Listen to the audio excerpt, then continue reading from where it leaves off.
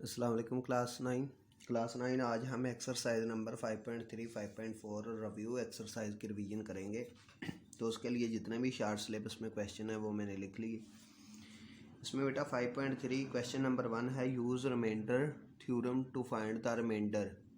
हमने remainder theorem use करना है रिमाइंडर फाइंड आउट करने के लिए।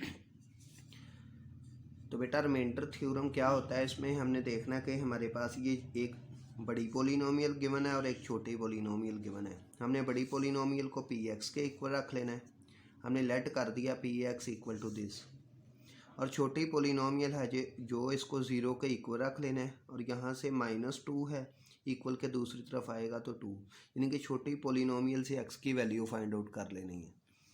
यहाँ से x की वैल्यू आ जाएगी 2, और वो जो वैल्यू आएगी x की वो इस बड़ी पोलिनोमियल में पुट कर देनी है जिसको हमने पी एक्स लेट की है। तो यहाँ से जहाँ जहाँ x आया वहाँ वहाँ पे 2 पुट करते जाएं, हमने वहाँ वहाँ पे 2 पुट कर दिया। उसके बाद बेटा ये 2 की पावर 3 का मतलब होता है 2 को 3 टाइम्स मल्टीप्लाई करें 8, 2 की पावर 2 4, ये 13 को 2 से मल्टीप्लाई करें 26, ये 6 एज इट। नेक्स्ट स्टेप में हम P2 ये जो हमारा 8 बना है इसको 3 से मल्टीप्लाई करेंगे 24, 4 को 10 से करें 40, 26 माइनस 6 एज इट। बेटा इनको हल करें तो ये 24 और 26 ये दोनों प्लस के हैं, ऐड किया 50 बन गया, और ये जो दोनों माइनस के हैं इनको इकट्ठा किया तो -46 बन गया। 50 में से 46 निकालें 4। बेटा अगर आपके पास कैलकुलेटर हो तो आप डायरेक्ट इस स्टेप के बाद ये लास्ट स्टेप कर सकते हैं, बीच वाला करना आपके लिए लाजमी नहीं है। आप कैलकुलेटर पे लिखें 24 माइनस 40 प्लस 26 माइनस 6, कैलकुलेटर आपको आंसर दे देगा 4। तो ये जो 4 बचा है इसको कहते हैं रिमाइंडर, इसीलिए इस थ्योरम का नाम है रिमाइंडर थ्योरम। कि इसमें जब इस तरह से डिवाइड करते हैं तो एंड पे जो बचता है वो होता है रिमाइंडर। तो ये आसान से क्वेश्चन है, पेपर में 2 मार्क्स का आता है शॉर्ट क्वेश्चन के तौर पर। नेक्स्ट इसी का चौथा पार्ट स्मार्ट सिलेबस में है। हमने इस बड़ी पोलिनोमियल को इसमें भी लिख लेंगे पी एक्स के इक्वल, छोटी पोलिनोमियल को यहाँ 0 के इक्वल रखेंगे। ये 2x + 1 = 0, फिर ये 1 दूसरी तरफ आएगा तो -1 हो जाएगा, और ये 2 मल्टीप्लाई हो रहा है इधर आएगा तो डिवाइड हो जाएगा। यानी कि जहाँ जहाँ पे x आ रहा है वहाँ वहाँ पे हमने -1/2 पुट कर देना। तो हमने क्या किया, हम जहाँ जहाँ पे x आएगा p x की जगह पर 1/2 आगे 2, फिर x की जगह पर -1/2 -1, फिर 6 3 + 4, और x की जगह पे -1/2 ऊपर स्क्वायर -10, यानी कि x की जगह पर उसकी वैल्यू पुट कर दी। ये तो एज इट आता जाएगा। यहाँ से देखें तो ये -2 इस 2 से हो जाएगा कैंसिल, तो हमारे पास बचेगा ये लें जी, ये 2 इस 2 से कैंसिल, 1 बच गया ये वाला -1, ये भी साथ वाला एज इट, और ऊपर पावर 3, फिर +6, ये 3, ये 2 को 4 से कट करें, 2 1 जार 2, 2 2 जार 4, तो ये 2 -1 से मल्टीप्लाई होकर -2 आ जाएगा, ऊपर होल स्क्वायर एज इट -10, फिर -1 और -1 -2 होता है, पावर -3, 3 में से 2 निकालें 1, ऊपर स्क्वायर -10, -2 की पावर 3 हो तो आंसर -8 होता है, और 6 × 1, 1 का स्क्वायर 1, और 1 को 6 से मल्टीप्लाई करें +6 -10। तीनों टर्म्स को आप कैलकुलेटर पे एज इट लिखें तो आंसर विल बी -12, क्योंकि -8 और -10 -18, और -18 में से +6 निकालें तो आंसर -12 आ जाएगा। तो क्वेश्चन नंबर 1 का मैंने पहला और चौथा पार्ट हल कर दिया है। 5वां पार्ट बेटा आप लोगों ने खुद हल करना है, वो आपका होमवर्क होगा। ये बेटा ये 5वां पार्ट है, आसान है, इसको आप लोगों ने खुद हल करना है। अब चलते हैं इसका क्वेश्चन नंबर जो नेक्स्ट सिलेबस में है, वो बेटा हमारे सिलेबस में है क्वेश्चन नंबर 4। ये लॉन्ग क्वेश्चन के तौर पर पेपर में आता है, छोटा सा क्वेश्चन है। लिखा हुआ है for what value of m the polynomial px × 4x equal है 4x³ - 7x² + 6x - 3m is exactly divisible by x + 2। कि बेटा m की क्या कीमत होगी अगर ये पोलिनोमियल पूरी डिवाइड हो जाए x + 2 पर। तो हमने इसको भी के रिमाइंडर थ्योरम से हल करना है। हम पहले इसको लिखेंगे px, बड़ी पोलिनोमियल को पहले ही उसने px कह लिया, लेटर लिखने की ज़रूरत नहीं है। छोटी जो पोलिनोमियल है इसको 0 के इक्वल रखेंगे, यहाँ से x का आंसर -2। बड़ी पोलिनोमियल में जहाँ जहाँ पे 2 आ रहा है, x आ रहा है, वहाँ वहाँ पे -2 पुट कर दें। जब -2 पुट किया, ये 4 -2 की पावर -2 की पावर 3 हो तो आंसर विल बी -8।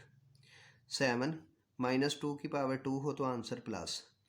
ये बेटा एक यहाँ पर माइनस है, यहाँ पर प्लस। ये क्लास में भी आपको रूल बताया हुआ है कि किसी भी माइनस के डिजिट की पावर अगर ऑड हो, माइनस का नंबर हो उसकी पावर ऑड हो तो आंसर माइनस में आता है, और अगर माइनस के नंबर की पावर इवन हो तो आंसर प्लस में आता है।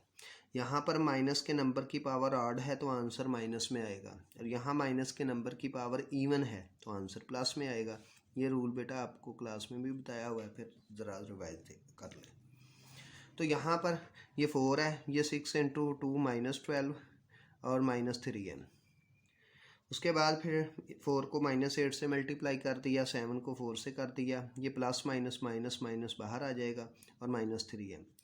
ये बेटा m वाली टर्म है और ये बगैर m के हैं, इन सबको ऐड कर दें तो ये बनेगा, इकट्ठा कर दें तो -72 और ये -3m एज इट। ऊपर स्टेटमेंट में कहा गया है कि ये जो पोलिनोमियल है ये x+2 पर एग्जैक्टली डिवाइड हो जाती है, और जब अगर कोई नंबर एग्जैक्टली डिवाइड हो जाए तो उसका रिमाइंडर कितना बचना चाहिए? 0।